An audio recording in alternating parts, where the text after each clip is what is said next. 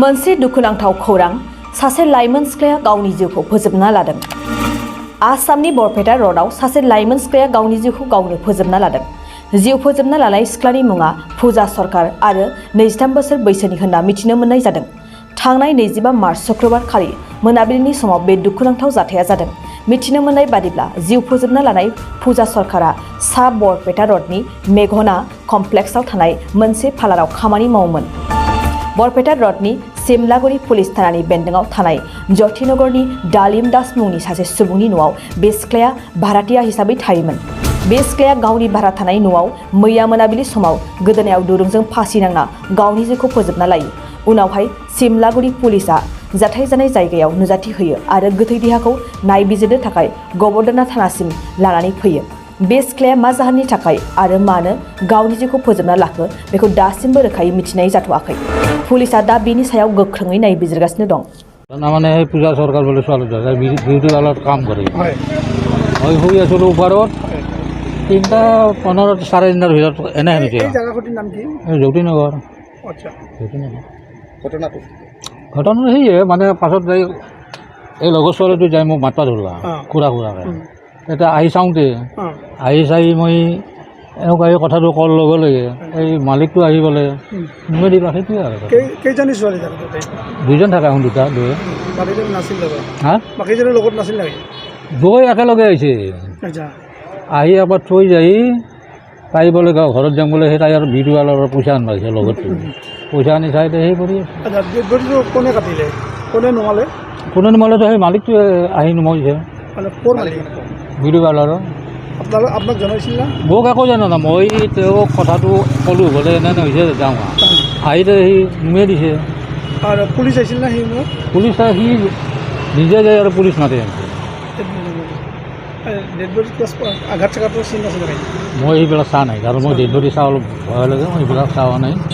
ছোৱালীজনীৰ নাম কি আছে? হা, ছোৱালীজনীৰ নাম কি? ছোৱালীজনীৰ নাম কি ক'লো? পূজা চৰকাৰ। ঘৰটো তাই কাগজৰ হাতীগঞ্জ বুলি লেখা আছে। কিমান দিন ধৰি আছিল আপোনালোকে? 4 মাহ হ'ব আৰু। ইয়াত ল'ৰা ছোৱালী আহে নাথাকে? ল'ৰাটো সেনেকৈ অহা নাই দেখো, আৰু মই ওপৰত থাকোঁতো। 8:30 9টা 9:30 যায়। কেতিয়াবা 8টা কেতিয়াবা 7টাতো আহে তাৰ পৰা কাম কৰি। হয়তো ওপৰত থাকোঁ আহি আৰু থাকা ৰুমত আৰু সেয়ে। बिटिआर हालामनि थाखाय मोनसे गोजोनथाव खौरां। 68थि भारत रत्न लोकप्रिय गपिनाथ बरदलै ट्रफी जोलुर बादायलायनाय।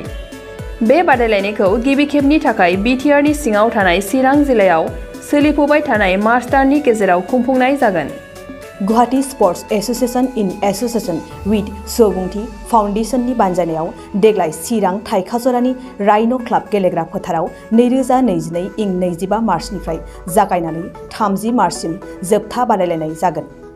गासै 4 गेदेर जोलुर क्लाबफोरनि गेजेराव बे बादायलायनाया जागोन। बे गेदेर जोलुर क्लाबफोरनि मुंफोरानो जाबाय North East United FC, United Chirang Duar FC, चिलं लाजं FC आरो आसाम रेजिमेन्टेल सेन्टार।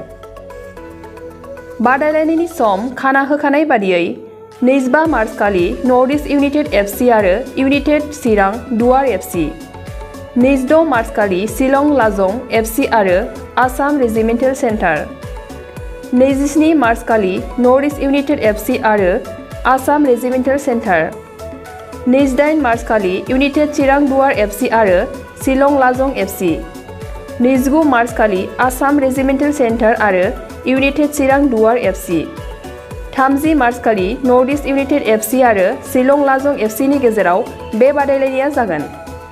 जानो थांनाय बे बादायलायनायनि टिकेटखौ दानिफ्रायनो टिकेट काउन्टाराव होनाय जाबाय। नायनो गोसो गुदुं एबा जोलुर बादायलायनायखौ मोजां मोनग्रा सुबुंफोरा थाबैनो टिकेटनि थाखाय 9547461257 जानबुं नम्बराव जगाजग खालामहरनो हागोन एबा बुकिं खालामहरनो हागोन।